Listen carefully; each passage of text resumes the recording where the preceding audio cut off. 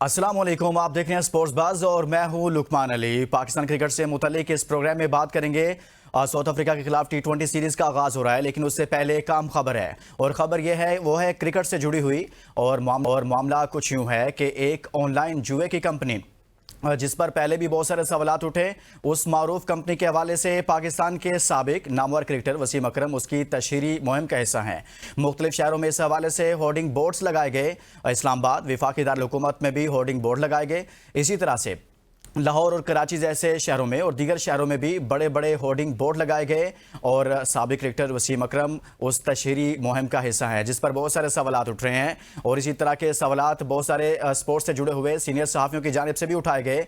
और इस मामले को लेकर आगे किस तरह से मामला चल रहे हैं, क्या हुकूमत इस हवाले से कोई एक्शन करने जा रही है, क्या कोई कार्रवाई होगी इस कंपनी की तशहीरी मुहिम के हवाले से कि वाज़े तौर पर शहरों में जुए की कंपनी कैसे अपनी तशहीर कर सकती है, और ख़ास तौर पर क्रिकेट से जुड़े हुए यानी कि स्पोर्ट्स से जुड़ी हुई ये कंपनी किस तरह से पाकिस्तान में काम कर रही है। इस पर हमारे कुछ सहाफ़ी दोस्तों ने भी सवालात उठाए, इसी पर बात करेंगे। हमारे साथ मौजूद हैं अरफा फिरोज़ ज़की साहब, जिन्होंने सबसे पहले इस सारे मामले पर बात की। अरफा, बहुत बहुत शुक्रिया, आपने हमारे लिए वक्त निकाला।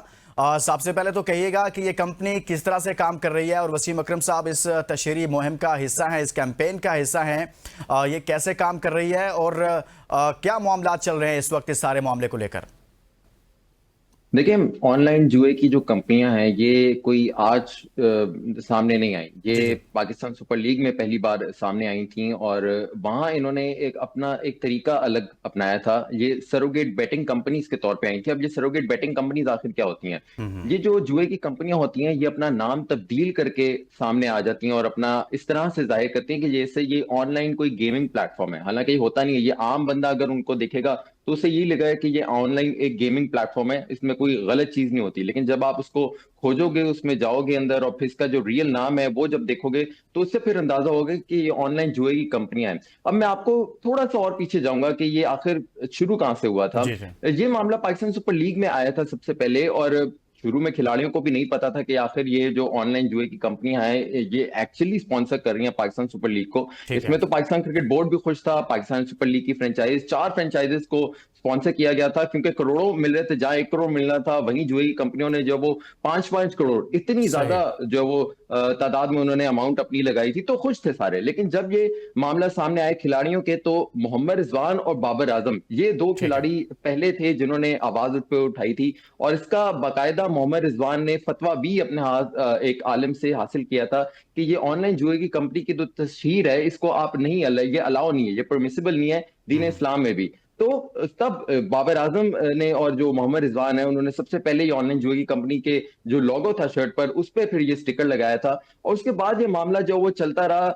और ये बात मुझे बहुत अजीब सी लगती है जब लोग कहते हैं कि बाबर और रिजवान को जो है वो क्रिकेटिंग टर्म्स की वजह से आजकल जो सफर वो कर रहे हैं वो क्रिकेट की वजह से नहीं। सही। ये जो मामला है ये ऑनलाइन जुए की कंपनी के साथ लिंक है क्योंकि इन्हीं दो खिलाड़ियों ने सबसे पहले आवाज उठाई थी और बाकायदा तौर पे ये हम्म। मामला फिर गया था वज़ीर आज़म हाउस। जो निगरान वज़ीर आज़म थे तब के, अनवारुल हक काकड़, उनके जी। सामने ये मामला आया था। और तब की जो वजारत इत्तलात थी उन्होंने फिर बाकायदा नोटिफिकेशन जारी किया था और इनकी जो पेमरा को हिदायत की थी कि आपने टीवी पर इसको तशहीर इसकी नहीं करनी हो, पाकिस्तान सुपर लीग में या पाकिस्तान क्रिकेट बोर्ड के सही। किसी भी मैच में इसको जो है वो सामने इसकी तशहीर जो है वो नहीं की जाएगी।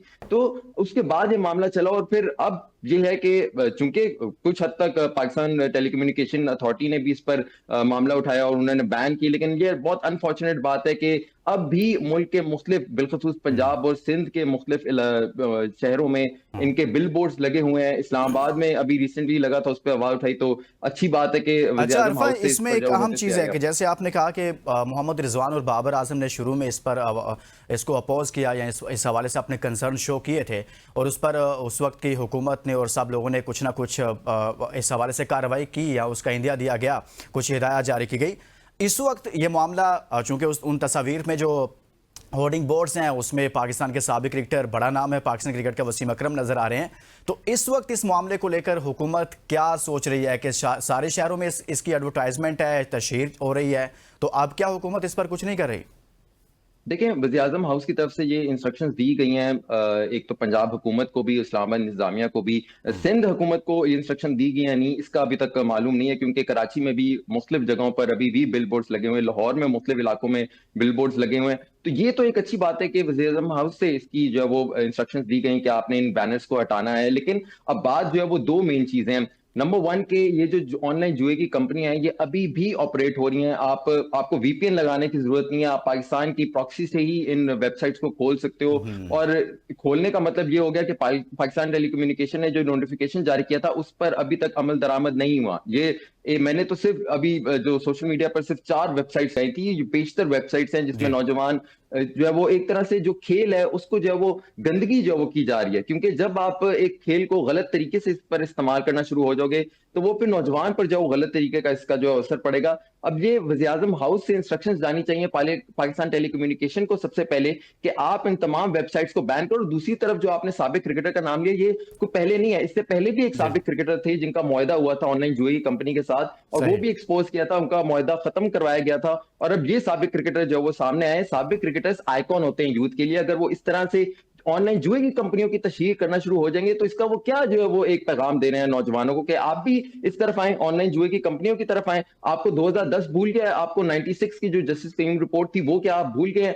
जो मैच फिक्सिंग पुराने वक्तों में हुई थी, क्या वो पाकिस्तान क्रिकेट के जो साबिक क्रिकेटर्स है वो भूल गए हैं? बिल्कुल उससे सबक सीखना चाहिए, ना कि उसी चीज को जो है वो एक नए अंदाज में सामने लाना चाहिए। तो आप अपनी जो साबिक क्रिकेट जो आपको लेजेंड का एक स्टेटस दिया हुआ है उसका थोड़ा सा लिहाज करें, और नौजवानों के लिए आप एक आइकॉन बने, एक पॉजिटिव इमेज अपनी बनाएं, ना कि आप ऑनलाइन जुए की कंपनियों को प्रमोट करें। आपने बिल्कुल दुरुस्त कहा कि साबिक क्रिकेटर्स को तो कुछ ऐसा काम करना चाहिए जिससे जो यंगस्टर्स हैं वो एक पॉजिटिव उससे उनसे तासुर लें, लेकिन इस तरह की एक्टिविटीज़ से तो यकीनन ऐसा हो रहा है। तो अभी इनको हटाया जाना शुरू हो गया है मुख्तलिफ शहरों में, कुछ इस हवाले से अमली तौर पर कुछ नज़र आ रहा है कि ये जो बिल बोर्ड्स लगाए गए हैं इनको हटाया जा रहा है? देखिए, इस्लामाबाद में तो इनको हटा दिया गया है। इस्लामाबाद में मुकम्मल अब किसी भी जगह हमें बिलबोर्ड जो ऑनलाइन जुए की कंपनी का नजर नहीं आ रहा है, लेकिन लाहौर में भी है और कराची में भी इस टाइम मुख्तलिफ मकामात पर है। लेकिन मैं थोड़ा सा आपको एक पाकिस्तान क्रिकेट बोर्ड के एंगल से ही बताना जी चाहूंगा। जी। ये जो मोहम्मद रिजवान और बाबर आजम को जो टारगेट किया गया, और स्पेशली जो इनके एजेंट को टारगेट किया गया, उस दौरान जब ये मामला उठा था सबसे पहले, तो पाकिस्तान क्रिकेट बोर्ड के जो कर्ता धर्ता थे उनकी तरफ से मुख्तलिफ जो प्लेयर्स थे जो उसी प्लेयर एजेंट के साथ एसोसिएट थे जिसके साथ बाबर और रिजवान है, जी उन जी। प्लेयर्स को जो है वो प्रॉपरली डराया धमकाया गया कि आपने इस एजेंट को छोड़ना है। और क्यों? क्योंकि वजह ये थी कि इन्होंने ऑनलाइन जुए की कंपनी के खिलाफ जो है वो आवाज उठाई थी, और इनको मिलियन डॉलर्स का जो वो नुकसान हो रहा था। कुछ प्लेयर्स ने जो छोड़ा भी, लेकिन बाबर और रिजवान ने नहीं छोड़ा। इसकी वजह से वो आज जो एक उनको टारगेट किया जा रहा है, जो तीर उन पर बरसाए जा रहे हैं, ये ऑनलाइन जुए की कंपनी भी पीछे एक वजह है। और एट द सेम टाइम आपको ये भी बता दूं कि एक प्लेयर एजेंट कंपनी ऐसी भी है जिसके ओनर पर हाल ही में जो है वो एलिगेशंस लगाए गए थे, और वो गिल्टी साबित हुए हैं, उन पर जो है वो साबित हुए कि उन्होंने करप्शन में वो मुलव्वस थे। लेकिन उस प्लेयर एजेंट कंपनी के जो प्लेयर्स हैं, ना तो उनको कहा गया कि आप इस प्लेयर एजेंट कंपनी के खिलाफ जो है वो आवाज उठाएं, ना तो इनको छोड़ें, ना ही उस प्लेयर एजेंट कंपनी को मुअत्तल किया गया। अभी भी उस सही। प्लेयर जो प्लेयर्स हैं उसी प्लेयर एजेंट कंपनी के साथ जो है मुंसलिक है। तो ये जो टारगेट आप कर रहे हैं कि जो ऑनलाइन जुए की कंपनी के खिलाफ आवाज उठा रहे हैं उसके प्लेयर एजेंट और उन प्लेयर्स को आप टारगेट कर रहे हैं, ये पाकिस्तान क्रिकेट बोर्ड को और पाकिस्तान क्रिकेट फ्रेटर्निटी में जो शामिल सहाफी हैं और जो साबिक क्रिकेटर्स हैं उनको थोड़ी सी इस पे जो वो शर्म खानी चाहिए। आप जुए की कंपनी के खिलाफ आवाज उठाएं, ना कि आप जो साबिक क्रिकेटर्स हैं और जो सही। प्लेयर्स इस के खिलाफ आवाज उठाते हैं उनको आप काइंडली जो वो टारगेट ना करें। सही, बहुत बहुत शुक्रिया। अरफा फिरोज जकी साहब हमारे मौजूद थे और प्रोग्राम में यहाँ एक ब्रेक लेंगे, ब्रेक के बाद वापस आएंगे तो बात करेंगे T20 सीरीज़ का बाकायदा से आगाज़ हो रहा है और कल पहला मैच खेला जाएगा, इस पर बात करेंगे इस ब्रेक के बाद। Stay with us. Welcome back. Program के इस हिस्से में बात करेंगे Pakistan versus South Africa. T20 series का आगाज़ हो रहा है और इस T20 सीरीज़ में पाकिस्तान की तैयारियां कैसी हैं, ख़ासतौर पर बाबर आजम की ये वापसी कैसी है, इस हम बात करेंगे। और साथ में कोच माइक हैसन ने कुछ गुफ्तगू की है, वो क्या कह रहे हैं उस हवाले से बात करेंगे कि अब T20 सीरीज़ में जहां पर टेस्ट सीरीज़ हुई 1-1 से बराबर रही, यहां पर क्या होने जा रहा है। हमारे साथ मौजूद हैं sports analyst, cricket expert Hamad Siddiqui साहब। हमाद साहब, बहुत बहुत शुक्रिया आपने हमारे लिए वक्त निकाला। सबसे पहले तो सर, T20 सीरीज़ यानी कि टेस्ट सीरीज़ के बाद इसका आगाज़ हो रहा है और आपके ख्याल में T20 सीरीज़ पहला कमेंट में ये जानना चाहता हूँ कि इसमें आपको क्या लगता है, पाकिस्तान टीम का पलड़ा भारी है या South Africa team on paper आपको मजबूत नज़र आ रही है? थैंक यू वेरी मच जी। बिल्कुल पाकिस्तान का पलड़ा भारी है। Playing at home, home condition की एडवांटेज पाकिस्तान के पास है। जी। South Africa depleted by the absence of the key players. बहुत सारे प्लेयर्स उनके नहीं है। डेविड मिलर नहीं है जो कि कैप्टन थे, हैमस्ट्रिंग इंजरी हो गई। साथ साथ जैरन कॉट्सी नहीं है, फिर एडन मकरम नहीं है। बहुत सारे प्लेयर उनके जो नहीं है, उनको रेस्ट कराया गया, कुछ इंजरी का शिकार हुए, तो उसका भरपूर फायदा पाकिस्तान को उठाना पड़ेगा। डोनोवन फरेरा उनके कैप्टन है, स्टैंडिंग कैप्टन, और अभी नमीबिया के खिलाफ जो एक मैच खेले हैं उसमें उन्हें शिकस्त हुई है। तो south Africa depleted by the absence of की प्लेयर्स, जी। और फिर उनका मैं कहूंगा कि मोराल डाउन है क्योंकि नमीबिया जैसी टीम से हार गए। पाकिस्तान अपनी होम कंडीशन में खेल रहा है। बाबर आजम वापस आ गए हैं, साथ साथ नसीम शाह वापस और उस्मान खान वापस आए। तो ये तीन प्लेयर देखा जाए तो बाबर आजम जनवरी में अगेंस्ट सेंचुरियन में खेले साउथ अफ्रीका। नसीम शाह की बात की जाए तो ऑस्ट्रेलिया के खिलाफ ये खेले मार्च में, और उस्मान खान। तो ये तीनों प्लेयर पाकिस्तान की टीम में वापस आए, और हमें पिछली सीरीज में एशिया कप में नजर आया कि पाकिस्तान को स्टेबल बैटिंग लाइनअप चाहिए। बाबर आजम के ऊपर स्ट्राइक का इशू नजर आया, उनको टैग किया गया कि उनका वो स्ट्राइक नहीं है, लेकिन उनके बगैर हमने खेल के देखा कि हमारी टीम इवन 120 करते हुए स्ट्रगल हुई। तो हमें एक ऐसा स्टेबल बैट्समैन चाहिए जो एक एंड को संभाल के रखे और हम अराउंड 160 स्कोर करें, क्योंकि जिन पिचेस पे ये मैच हो रहा है स्पिनिंग ट्रैक है, और हमने उस्मान तारिक को भी इंडक्ट कर लिया है। जी। तो आपको नजर फास्ट बॉलर से ज्यादा स्पिनर्स का नजर आएगा, और जो भी टीम मैं कहूंगा कि मेंटली स्ट्रांग और जिनके पास प्रॉपर टेक्निक होगी, बड़े शॉट स्पिनर्स आपको खुल के नहीं खेलने देंगे। स्पिनर्स के अगेंस्ट आपको शॉट बनाना पड़ेगा, रिस्क लेना पड़ेगा। तो वहां स्पिनर जो है वो अपनी ट्रिक्स के थ्रू, अपने टर्न के, अपनी वेरिएशन के थ्रू दूसरी टीम को एक तो रोक भी लेती है उनका फ्लो ऑफ रन, और साथ साथ विकेट भी। तो ये अच्छा हमारा साहब, एक अहम मामला है जो इस सीरीज में, एक तो बाबर आजम की वापसी है जिस पर सबकी नज़रें हैं, क्योंकि कहा यह जा रहा है कि अगर बाबर आजम इसमें परफॉर्म ना कर पाए तो शायद फिर हमेशा के लिए T20 के उनके लिए दरवाजे बंद हो जाएं अगर इस सीरीज में अच्छा परफॉर्म नहीं करते। कोच कह रहे हैं कि बाबर आजम ओपनिंग नहीं बल्कि तीसरे नंबर पर बैटिंग करेंगे, लेकिन बाबर आजम की अपनी ख्वाहिश हमेशा यही रही है कि वो T20 में बतौर ओपनर खेलें। तो आपके ख्याल में जो नंबर उनको दिया जा रहा है वन डाउन पोजीशन, क्या बाबर आजम को इसको कबूल करना चाहिए और इसके लिए ज़हनी तौर पर तैयार होना चाहिए, और ये कैसा फैसला है आपके ख्याल में? देखिए सही फैसला है। हम पावर प्ले का, ज्यादातर टीम्स T20 क्रिकेट जब भी खेलती है ना, तो पावर प्ले पहले 6 ओवर का फायदा उठाते हैं और उन बैट्समैन को भेजा जाता है जो जो बड़े शॉट लगाने की महारत है। तो बाबर जो है वो कॉपी बुक स्टाइल खेलते हैं, गैप में बॉल को प्लेस करते हैं, आउट बाउंड्रीज मिल जाती है, लेकिन हम तजर्बा करने की कोशिश करें। वो कहते हैं ना, हमेशा से सलमान अली आगा और कोच कहते हैं कि हमें इंटेंट के साथ, T20 क्रिकेट जो है ना इम्पेटस के साथ खेला जाता है, कि आप इंटेंट नजर आए कि आप बड़ा स्कोर बोर्ड पे लगाने, क्योंकि मॉडर्न डे ऑफ क्रिकेट की जब हम बात करते हैं तो 200 पार स्कोर नजर आता है, लेकिन सब कॉन्टिनेंट में पाकिस्तान जैसी टीम वो 140 टू 160 अभी भी वही क्रिकेट खेल रही है। तो हमें ऐसे ऐसे कॉम्बिनेशन तलाश करनी है कि हम स्टार्ट अच्छा मिले, 6 ओवर में 60-70 रन बनाए, और फिर उसको अगर टॉप 3 बैट्समैन, अगर बाबर आजम तीसरे नंबर पे आ रहे हैं तो कोई बुरा नहीं है, टॉप 3 बहुत अच्छी पोजीशन है, तो बाबर के पास एम्पल टाइम होगा 20 ओवर्स की बैटिंग करने, क्योंकि हमें पता है हमारे ओपनर्स शाजो नाजर ही बहुत बड़ा स्टार्ट देते हैं, जल्दी लौट जाते हैं क्योंकि शॉट खेल रहे होते हैं, तो इसमें आउट होने के चांसेस ज्यादा होता है। फिर बाबर का रूल आ जाता है कि बाबर आ जाए और वहां से पिक करें, पहले स्टेबलाइज करें और फिर उनके अराउंड बाकी बैट्समैन के लिए। देखिए दोनों एंड से जब विकेट्स गिर रही होती ना, तो फिर आप 120 भी नहीं कर पाते। हमने देखा 80 ऑड रन पे 7 आउट हो जाते हैं, फिर मुश्किल 110, 115, 120 हम बनाते हैं और लेकिन ये हमारा, मैं कहूंगा कि डिफेंडेबल टोटल नहीं होगा। हमें 180 टू 200 जहन में रखना पड़ेगा। उसके लिए फॉर्मूला अब ये तलाश कर रहे हैं। बहुत सारे प्लेयर्स को मौका दिया गया, फिर मोहम्मद हारिस की जैसा कोच माइक हेसन ने बात की कि उनको बहुत मौका दिया, बिल्कुल बहुत मौका दिया। बहुत सारे हम भी यही सोच रहे थे कब तक इनको मौका दिया जाएगा, क्योंकि उनके पास वो गेम प्लान ही नहीं नजर आ रहा था। देखिए आप आंख बंद करके बल्ला घुमा देंगे तो जरूरी नहीं है बैट पे बॉल आ जाएगी।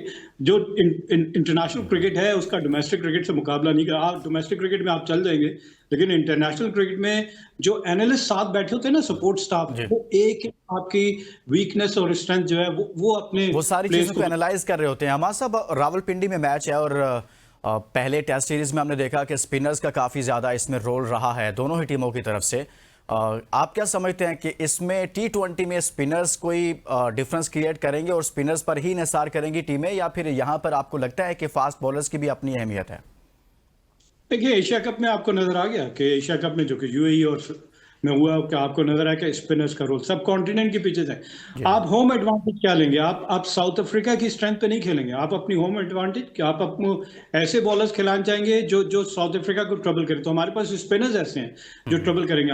हम नसीम शाह को वापस लेकर आए जो डेथ ओवर्स में अच्छे बॉल करते हैं, और मैं कहूंगा कि डेथ ओवर्स में जब बॉलर हमारे आते हैं बॉल करने के लिए तो डिफेंसिव मोड में ना आए, क्योंकि आप अगर डिफेंसिव मोड में आएंगे तो आप रन नहीं करेंगे, आपको विकेट लेने की तरफ जाना पड़ेगा।